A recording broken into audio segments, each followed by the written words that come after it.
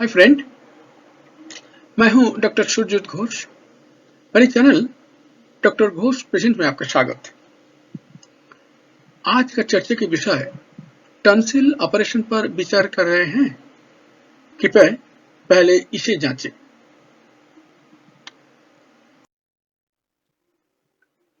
जीभ के तल पर हमारे मुंह के गुहा के भीतर गले के दोनों तरफ लिम्फोइड टिश्यू के दो गांठ होते हैं, लेकिन आमतौर पर दिखाई नहीं देते हैं।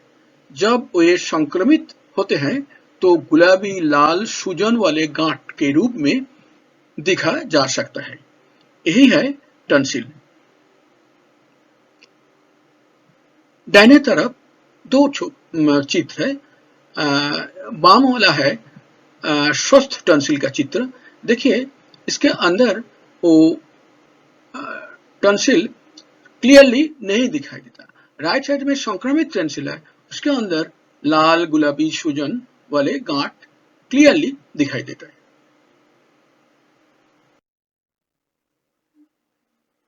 लेकिन वास्तव में टंसिल तीन प्रकार होते हैं। एक पैलेटाइन टंसिल, गले के दोनों तरफ। दो फेरिंजियल टंसिल, गले के पीछे, इसे एडिनॉइड भी कहते हैं। तीन लिंगल टंसिल, जीभ के ताल में।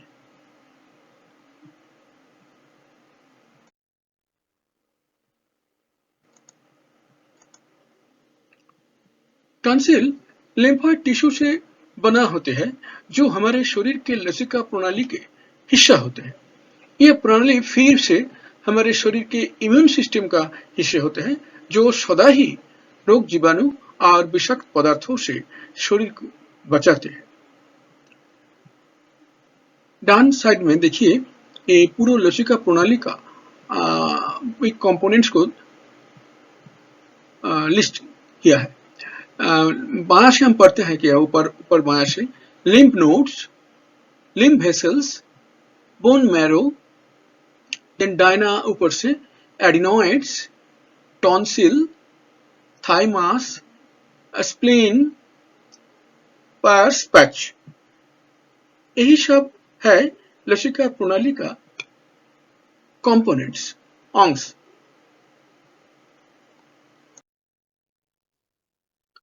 गला हमारे श्वसन और पाचन तंत्र की प्रवेश बिंदु है। लिम्फोइड टिश्यू हमारे शरीर में पहरेदारों की पहली परत होती है। टंसिल खाद्य पदार्थों, पेय पदार्थों और श्वसन वायु से खतरनाक वस्तुओं को पकड़ते हैं।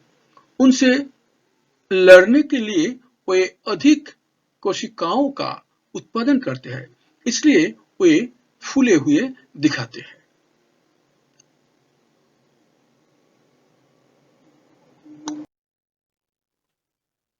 उनके और जहरीला वस्तुओं के बीच में लड़ाई विभिन्न संकेतों और लक्षणों से प्रकट होती है, जैसे कि गले में दर्द, कान का दर्द, सिर दर्द, बुखार, खांसी, कमजोरी, नींद की परेशानी आदि। असल में यही सब लक्षण है जो टंसिलाइटिस का जो लक्षण है, ऐसा भी लक्षण ऐसा ही होता है। लड़ाई से उत्पन्न मृत कोशिकाएं मवाद पैदा करती है, जो अक्सर टंसिल पर सफेद पैच या डॉट के रूप में दिखा जाता है।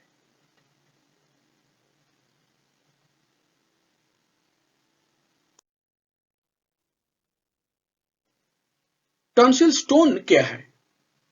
टॉन्सिल में कई बारीक छिद्र, नलिकाएं और फुंसी होती है। खाद्य कण, लार, बैक्टीरिया, फंगस आदि वहां जमा हो जाते हैं। उनसे छोटे मन के जैसे कठोर पदार्थ बनते हैं। ये टंसिल स्टोन है। डायना में एक चित्र है, इसमें क्लियर टंसिल स्टोन दिखाई देता है, एकदम स्पष्ट। टंसिल पत्थरों का इलाज कैसे किया जाता है? इसके कई तरह के घरेलू फलप्रद चिकित्सा हैं। अगर इनसे मरीजों को राहत नहीं मिलती है तो डॉक्टर का हस्तक्षेप जरूरी है।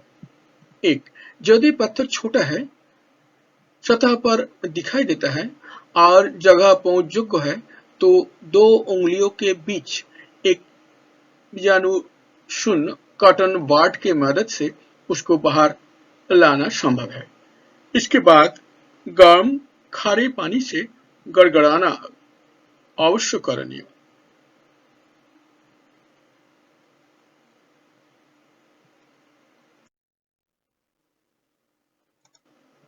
कभी कभी सिर्फ गर्म खारे पानी से गड़गड़ाना ही काफी होता है छोटा पत्थर निकलने के लिए।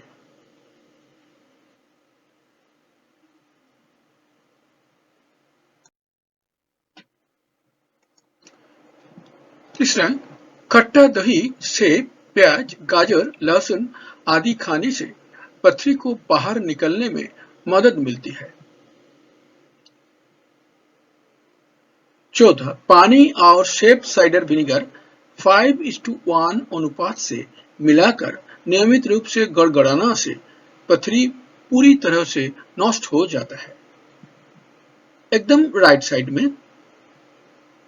वो ब्रैक कंपनी का ऑर्गेनिक एप्पल साइडर विनेगर का एक बोतल का इमेज है। ये बहुत हाईली क्वालिफाइड उच्च स्तर का एक एप्पल साइडर विनेगर का नमूना है, बहुत अच्छा है।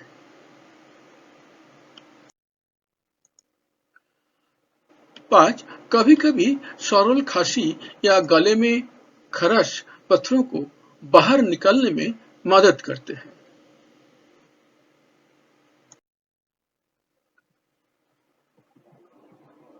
कब टंसिल ऑपरेशन अनिवार्य होता है? आधुनिक चिकित्सा में कहना है कि जब कोई व्यक्ति बार बार टंसिलाइटिस से पीड़ित होता है तो कोई भी दवा ठोस प्रभाव नहीं देती है। बार बार अपच, श्वास रोध, गहरी उतक सूजन, पेट में दर्द, उल्टी, नींद की परेशानी आदि जीवन को नरक बना देते हैं, तब ऑपरेशन अनिवार्य होता है। लेकिन रूढ़िवादी उपचार की परेशानी से बचने के लिए कोई लोग पहले मौके पर टंसिल ऑपरेशन को अपनाते हैं। नीचे में एक टंसिल ऑपरेशन चल रहा है, ऐसा का एक चित्र दिया गया।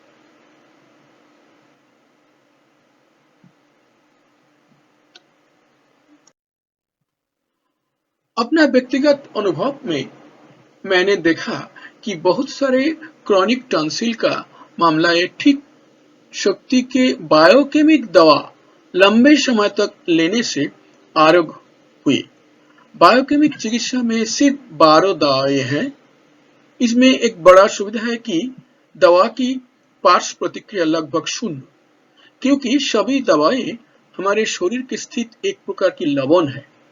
अगर कोई ज्यादा खा लिया तो यह मल या मूत्र से निकल जाता है। दाहिना में 3 बायोकेमिक का मेडिसिन का इमेज है। ऊपर वाला कैलकेरिया फ्लोरिकम 6x, नीचे काली it is not clearly visible anyway, नीचे में एसबीएल कंपनी का 2 बायोकेमिक छोटा फाइल है। अब टंसिल के नियंत्रण प्रतिरोध के लिए 2-4 बातें। 1, इस मामले में सुबह का स्नान बहुत फायदेमंद है। स्नान बंद बाथरूम में किया जाना चाहिए। ड्रेसिंग भी वहां होना चाहिए। इसमें ट्रिपल स्टेरॉइड मीन्स ये एक सामान्य अभ्यास है, लेकिन ये बहुत बहुत मायने रखता है वो पेशेंट के लिए, बहुत इंपॉर्टेंट है, इसको फॉलो करना चाहिए ही। 2, स्नान का पानी का तापमान स्वाभाविक होना चाहिए। यदि रोगी गर्म पानी से नहाएगा तो वो कभी ठीक नहीं होगा। जाड़ा के दिन में कुछ गर्म पानी मिलाना चलेगा, लेकिन मिश्रित पानी का तापमान शरीर के तापमान से कम होना चाहिए। ये भी एक सामान्य प्रैक्टिस है, लेकिन बहुत बहुत इंपॉर्टेंट है। 3.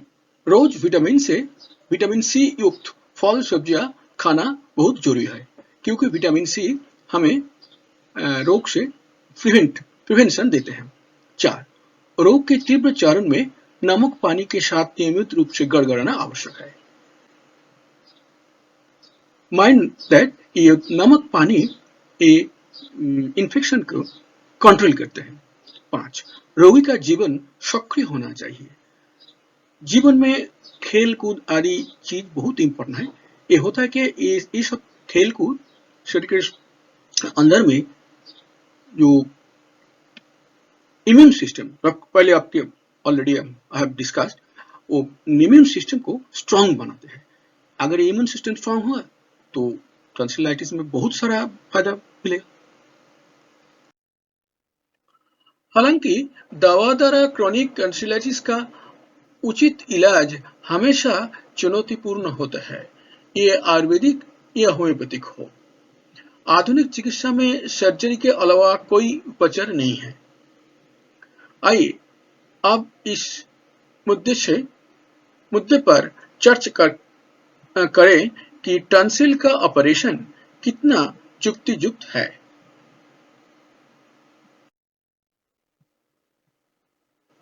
मेडिसिन के कई दिग्गजों ने कहा कि टॉन्सिल हमारी रक्षा की पहली पंक्ति है और देर से उम्र तक सक्रिय रहते हैं।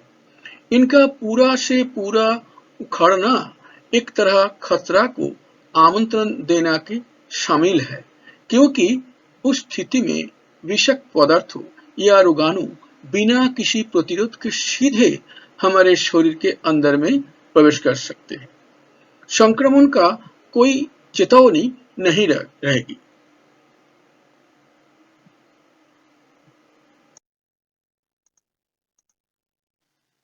एक उदाहरण लेते हैं।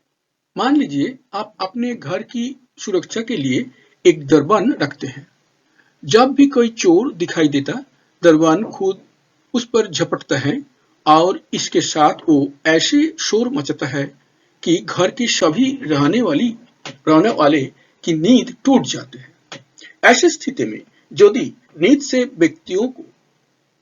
व्यक्तियों के जागने से बचाने के लिए आप दरबान को बाहर निकाल देते हैं, तो आपका काम क्या समझदारी का होता?